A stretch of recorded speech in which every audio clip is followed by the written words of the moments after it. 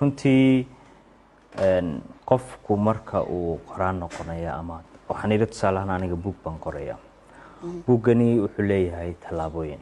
marka tallaabooyinku maro qofka Soomaaliga ah ee qoraaga ama doon af Soomaali inuu wax ku qoro dhab ahaan waxa dareemaysa waxa way tallaabo kasta inay asaga ku tahay jidkooyo taagan waayo tusaale waxa weeye buug marka la qorayo marka ugu horeysa tallaabada koowaad waa in buugii la qoro tallaabada koowaad buugii hadii la qoro 5 tallaabo oo kala ka sii dambaysa 6 tallaabo hadda isku noqdaan waxa muhiim ah 6doodiba inay noqdaan mid walba mid guuleysato oo sida lagu talagalay u baxda hadii kale wuxuu noqonayaa buugaasi inaan la qorin kama duwanaayo waxaan uga jeedaa qofka qoraaga marka uu buug qorayo wax loo qorayaa muhiimadeedu ugu weyni waa in fariin bulshada loogu gudbiyo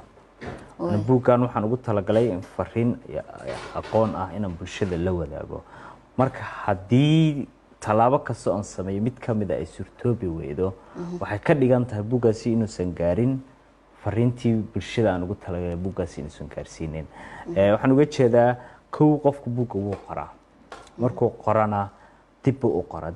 qora waxaan uga jeedaa wuxuu fiiriyaa waxa uu qoray iyo waxa uu ka rabay ama haduu tarjumid yahay wixii meesha ku qornaa iyo wixii tarjumay inay isku mid yihiin dib uu marka u qoraa dib u qoraba markaas waxa loo gudbiyaa talaabada saddexaad in la tifaftiro buugii afraad hadii la tifaftiro markaas oo la hagaajiyo oo aqoontiisii iyo afkii uu ku qornaaba la hagaajiyo marka kadib waxa loo gudbiyaa in buugii